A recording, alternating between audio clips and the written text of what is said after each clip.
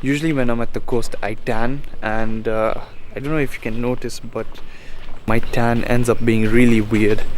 So that's why I tie a man bun so that I can avoid this. Hopefully today will just even out.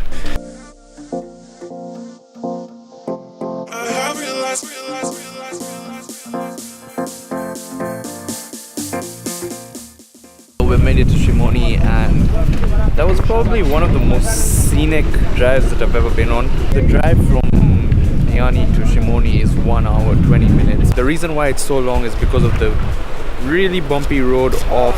It's like a dirt road off the main road to enter into Shimoni. And earlier the weather was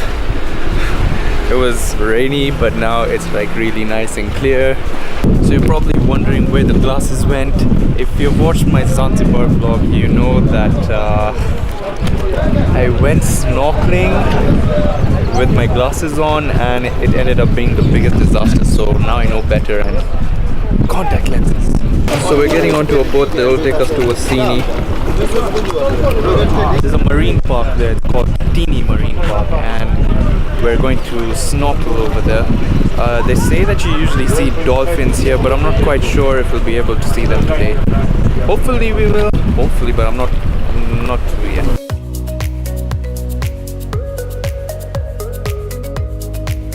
The trip to Kisite Mpukuti is 1 hour long, and you have to go around Wasini Island to get to it. As you make your way around the island, you see the edges of the fossil coral island with baobab trees growing on the top, and it is absolutely beautiful. Unfortunately, the tides were too strong, so we couldn't make it to the marine reserve, so we had to snorkel somewhere closer to Shimoni where the tides were a little less rough. After that, we made it to Wasini where we were treated to some delicious seafood.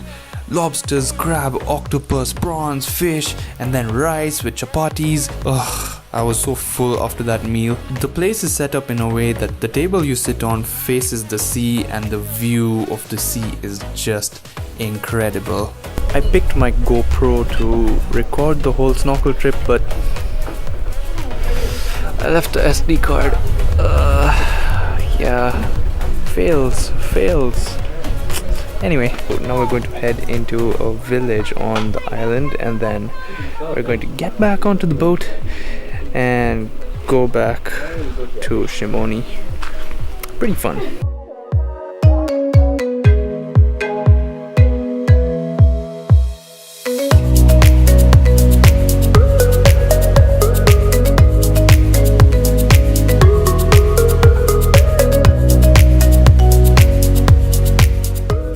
Walked out from the village to this incredibly beautiful place. It's just like dead coral and like a huge field, and after the field is a mangrove forest. Through this again till the boat, which is there.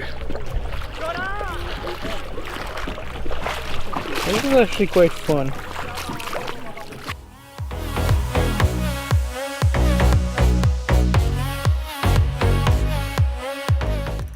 Currently walking on a bridge that's called the floating jetty, and basically when the tide rises, this bridge rises as well. That's pretty interesting. I booked this trip by a tour company called Coast Camping, and it was pretty reasonable for everything you got, including the food. The food made everything much more reasonable than it already was, so it ended up coming up to around $45 for the whole trip, which was a really good price. So if you guys are thinking of doing something like this, check out Coast Camping. I'll put the link in the description below. You can go and check them out. Look at the size of this millipede. Just before we finish off our trip, we're just checking out the slave caves over here in Shimoni.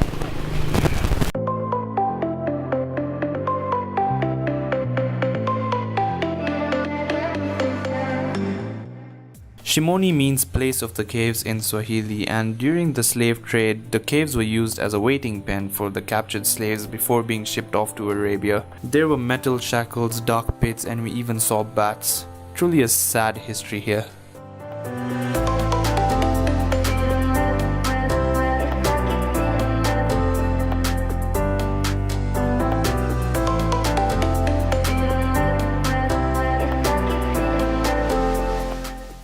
I'm back in the hotel now, but I'm checking out today and then I'm going to go and do like a hostel search.